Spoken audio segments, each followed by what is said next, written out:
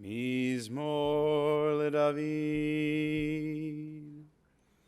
Adonai roi lo echsar. Binot eshe yarbitzeini al mei menuchot. Yenahaleni nafshi yishovei. Yancheni v'maglei tzedek leman shemo. Gam ki elech begetz ha'mavet lo irara ki ata imadi. Shivtecha u'mishantecha hema yenachamuni.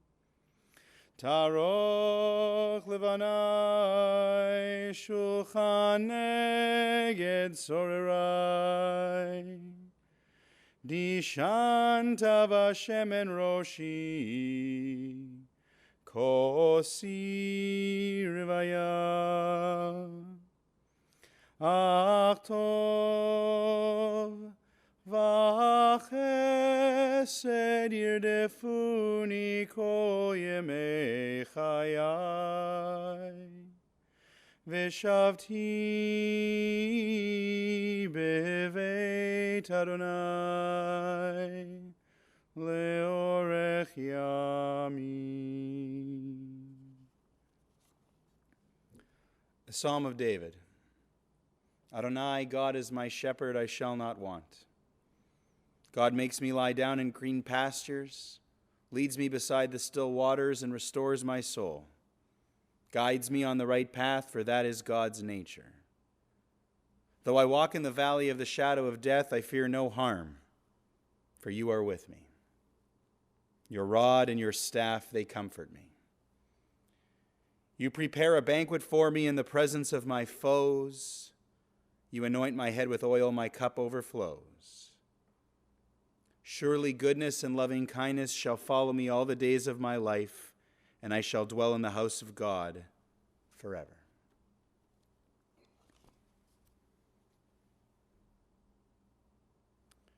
In the book of Proverbs it says, Eshet chayil mi yimsa v'rachok mipninim michra. Batach ba'lev ba'ala v'shalal lo liyechsar. Gemalat hu tov v'lo ra kol yemei chayeha.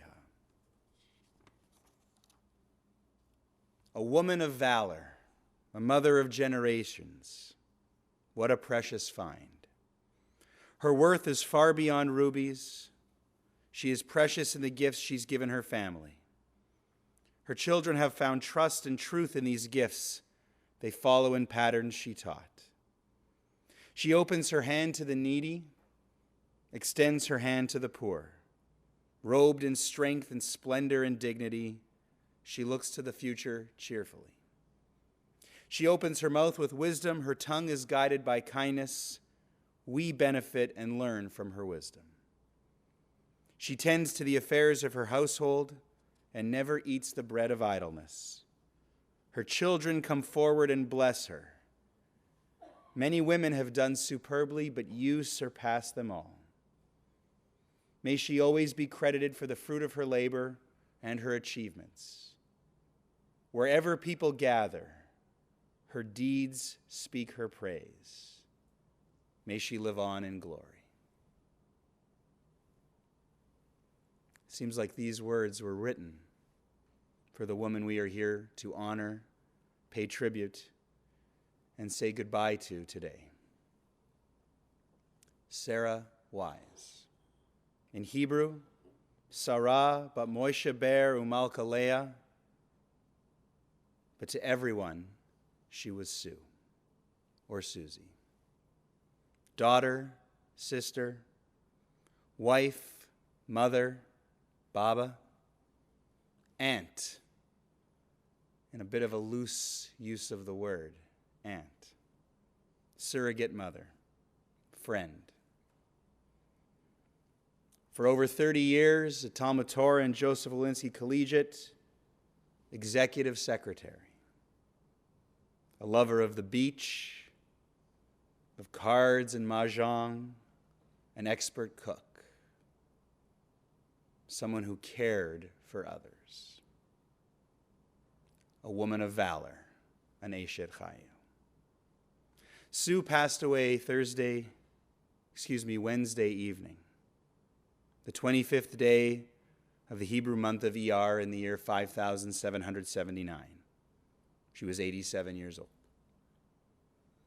She will be dearly missed by her children, Stephen and Cheryl, Jerry and Audrey, her grandchildren, Macy, Jenna, Mallory, Lauren, Josh, and Marley, her brother Sam, her sister Beverly, and everyone, from friends of her kids and grandkids to students who spent time in the office at Talmud Torah and JW, who knew her as Mrs. Weiss or Auntie Sue, everyone who had the pleasure of knowing her.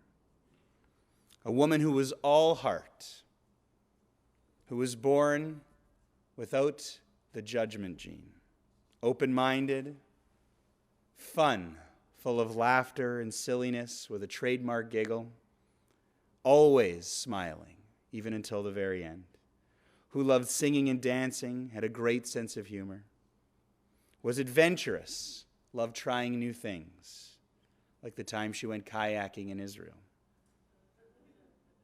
who had a special spark, one she shared without hesitation, raising the spirits of everyone around her. A woman who loved everybody and in turn was loved by everybody, who saw the good in everyone, even mean people, who thought everyone was beautiful, even the not so beautiful people, who never had a bad word to say about anyone, and who was blessed for our benefit with constant concern for others, a need to take care of others always. Like when she was a resident of the Shaftesbury, the people feeding her meals, she would often ask them, "Have you had enough to eat? Can I give you a little bit of my food?"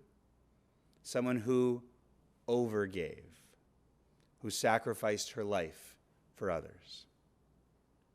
Sue was born May 2nd, 1932 in Winnipeg, the first child of Morris and Molly Victor, both of blessed memory.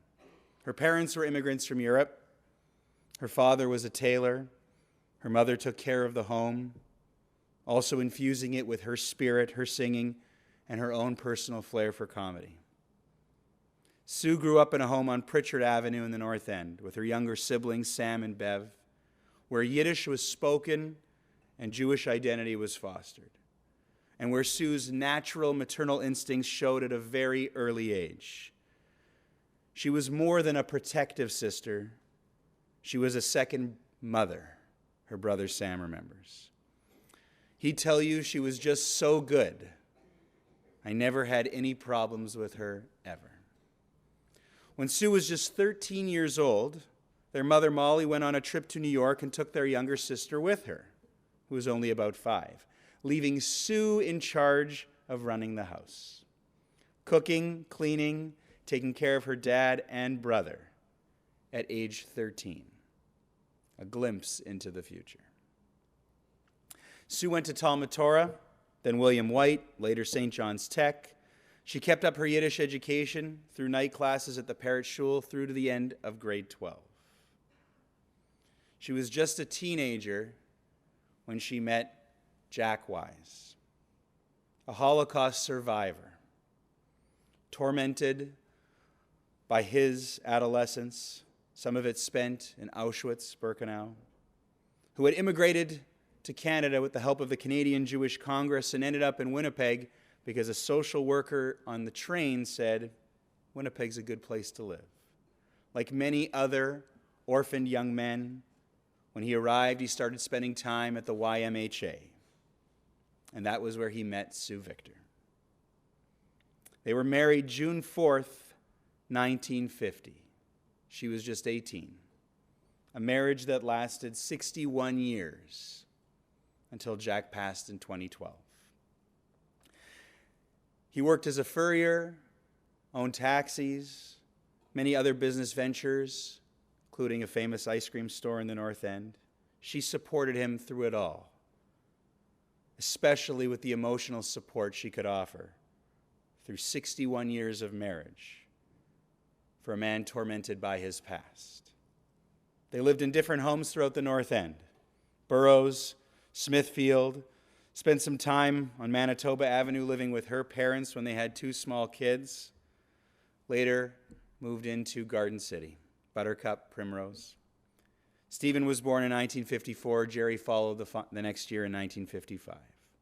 But it was in 1952, at the age of just 20, that Sue started working at the Talmud Torah, a place she had grown up, a place she considered to be her second home for so much of her life.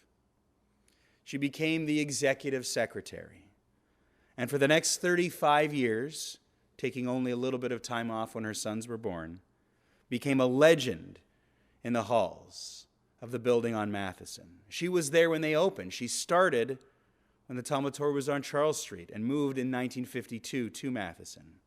And as we mentioned, everyone called her either Mrs. Weiss or Auntie Sue. If you went to the office for any reason, needed a kippah, needed a nosh, needed someone to pull a sliver out of your finger, she was the friendly face who greeted you, the angel in the office. Her duties changed over 3 decades: administrative work, board meetings, fundraising. Her role kept evolving, and she rolled with the punches, evolving with it. New policies, new technology. She never complained. She never resisted. She never shied away from a challenge. The epitome of taking on her tasks cheerfully, loyally, and happily. A dedicated employee. But more than that, as principals changed and teachers changed, she defined the fabric of one of Winnipeg's proudest Jewish institutions for so many years. And she was just thrilled to be along for the ride, shepping nachas from all the students who passed through the halls, considering it a pleasure and a privilege to be part of their lives, delighting in the fact that she could have touched their lives even in some small way. But of course, probably more than she realized. The kind of person who was friends with everyone in the building, the teachers and the principals and the rabbis, but also the custodians. When she retired in 1987, a few people of prominence at the time in the school community wrote her letters. Her family saved these letters, and I had the privilege of reading them. Just want to share you a few quotes. From Jerry Kaufman, Zichrono Livracha, who was president of the JWC Alumni Association at the time. To literally generations of alumni, you were like a teacher, mother, and friend. And you touched the lives of so many of us who were lucky enough to attend Talmud Torah and Joseph Olinsky Collegiate. From Rabbi Irwin Whitty, you are a consummate example of total dedication and service beyond the call of duty and what it means to deal with other human beings with warmth, understanding, decency, and menschlichkeit. And from Jerry Cohn, principal at Joseph Olinsky. In many ways, you've been the link with continuity over the years, and it has been your presence that has helped the school flourish. There is no one connected with our school system today whose bank of memories, historical perspective, and dedication to our school and students exceeds yours. There was never a job you were asked to do which was too challenging or too petty for you to tackle. For many issues that arose, the first piece of advice which I would often give to others, or get from others, was ask Sue. And you always had the answer. Somehow I feel that an era is coming to an end with your departure. It makes me kind of wish that I was a little bit older and I could have been a student at the school at the time when she worked there. Not that I got called to the office for any reason ever. After her retirement, she was able to enjoy life's greatest pleasures.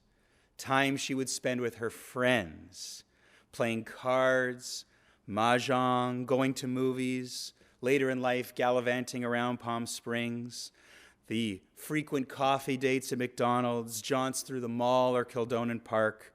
She had so many friends, loved them all, and in return was loved by them. In fact, her grandkids will tell you she was never too far from the phone. She always kept the phone nearby because it was always ringing. They couldn't understand how their Baba had more friends than they did. Speaking of being a Baba, it was a role she relished. Famous for her stories, her imagination, engaging, creative, captivating. Sometimes these stories would be based on real events, but they would often take on a life of their own with Sue at the helm. She had the best stories. In fact, I heard some people say that friends of the kids or friends of the grandkids would say, "Auntie Sue, tell me a story." This was a highlight for them. They'll also tell you, her grandkids, that she was the best cuddler. In bed, on the couch, you just nuzzled up next to Baba, put your head in her lap, or crawled into bed, felt her warmth. Inevitably, she would start tickling you, your hair, your back. She was the definition of warm, loving, and affectionate. All of her grandkids' friends called her Baba, too, without hesitation. She stayed young at heart until the very end, would often look in the mirror and remark, "Who is this old lady? I feel like I'm 20. As a mother, she was patient and kind, compassionate, thoughtful, just like she was at work. It was easy for her. Stephen and Jerry will tell you, not wanting to make anyone else feel badly about their mothers, they won't say their mother was the best, but they'll say there's no question no one had a better mother. And her daughters-in-law will tell you they felt welcomed, embraced, loved the moment they met her. She refused to call them daughters-in-law. Cheryl and Audrey were only her daughters. She had a deep love for Winnipeg Beach, something that began in 1963 when she, her brother Sam, and her parents went in on the purchase of a cottage, but not the typical cottage you hear about. This was more like an inn at Winnipeg Beach. 21 rooms. Their mother, Molly, would often rent out rooms. One time she rented out Jack's room. That's as much, I don't even know if I was allowed to say that. 1 month every summer, she, Jack, the kids were out at the beach. In the late 70s, the cottage was torn down, it was rebuilt, and 20 years of memories followed for the extended family. For Sue, she loved going for coffee, visiting the friends who lived nearby, going for long walks, Ramoli and other games in the cottage, bingo, especially with her grandkids, and of course, the beach shul, where she regularly helped prepare and put on the kiddush after services. Speaking of food preparation, one of the ways she was able to show her love and share her love with others was as a cook, a fantastic cook, a natural in the kitchen, who really never had too many written down recipes, just followed her instincts, made it up with delicious results. I'm told this is the way her mother operated as well, probably where she learned it. Her soups were especially legendary. Every single day, a homemade soup. Her desserts, her pastries, she would invite people in when they would visit her, calling on her, salesmen, people selling vacuums. She had a built-in vacuum system. She invited them in for coffee and commish. She just wanted to share. In fact, her grandkids would bring their friends over and she would offer cooking lessons to all of them. One time, a famous story, she prepared a big batch of borscht at the beach.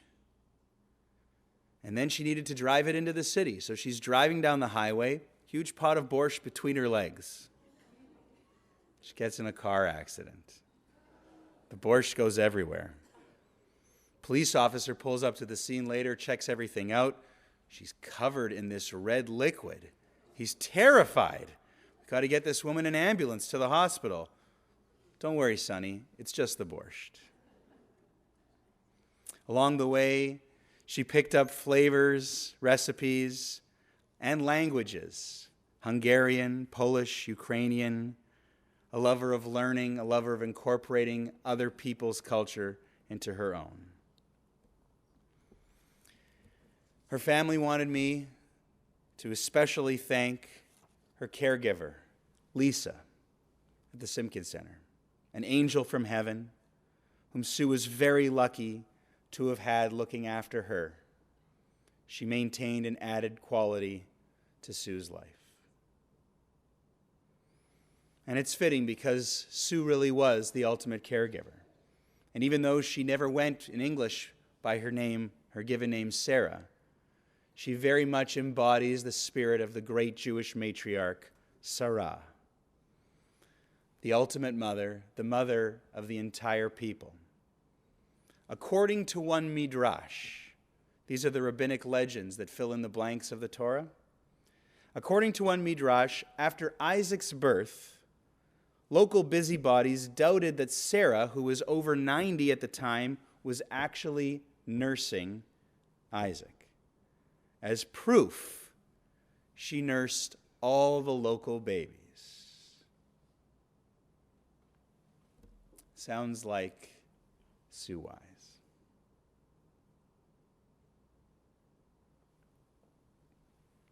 Please rise for the El Malei Rachamim.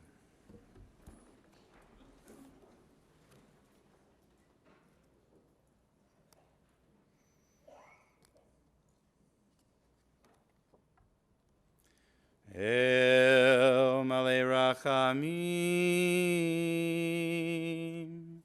Shochein Bamromim, Hametzei Menucha Nechona, Tachat Kanfei HaShekhinah,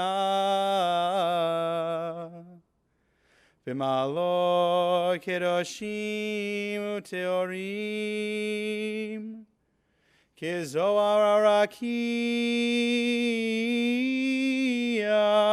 mazhirim, En nishmat Sara bat Moshe beru malkalea, Shelcha leolama,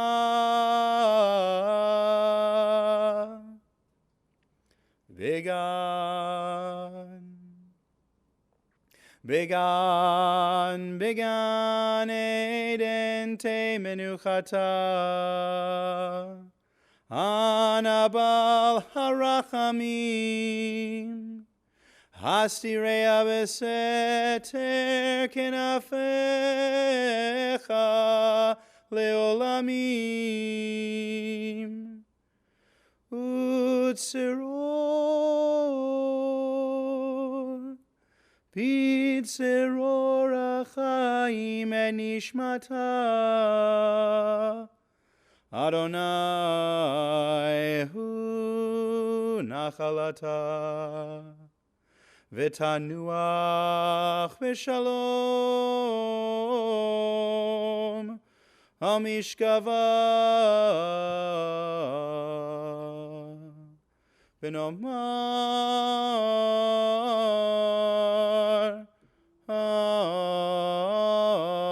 Amen.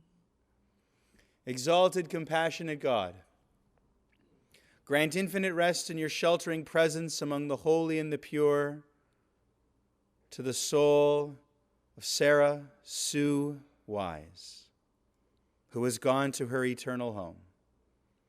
Merciful One, we ask that our loved one find perfect peace in your eternal embrace. May her soul be bound up in the bond of life. May she rest in peace. And let us say, Amen. Please be seated.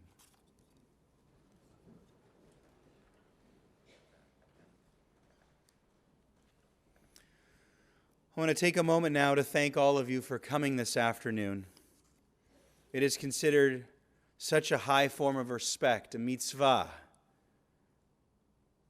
to take care of our loved ones until the very end and to accompany them to their final resting places, which is now what we will do as our service continues with interment, a trip to the cemetery, Rosh Pina Memorial Park, 2795 Main Street, north on Main, just before the perimeter. We'll be driving in caravan fashion from the synagogue to the cemetery, so we invite you to follow us. Put your four-way flashers on, but keep in mind we will be stopping for all red lights. After our visit to the cemetery, we will come back here to Congregation Shered Zedek for a meal of consolation. If you choose not to come to the cemetery but to prefer to wait here for us to return, we should be back. It usually takes about 90 minutes round trip from when we leave the synagogue until we return after visiting the cemetery. 90 minutes. In a moment, I'll ask the family and pallbearers to exit the chapel. The rest of you, just wait until we open the main doors of the back of the sanctuary. And then we encourage you to help us fulfill a custom born of the same idea of accompanying our loved ones by forming two rows through the lobby and onto the steps leading out of the synagogue, through which the casket can pass. Another sign of the ultimate respect, what our sages call Gemilut Chesed Shel Emet, an act of true loving kindness. We thank you in advance for your help with this. And we thank you again for coming this afternoon to pay your respect to Sue and to lend support to her family by joining your hearts together with theirs. We conclude now with one final line for those who are hurt and suffering and in mourning. Our tradition holds that we say, Hamakom yinachem etchem betoch she'ar avelei Tzion v'Yerushalayim. May God console you and comfort you with all who mourn, with all who have ever mourned in our Jewish community. Family and pallbearers may now exit through the chapel. And thank you again, everyone, for being here today.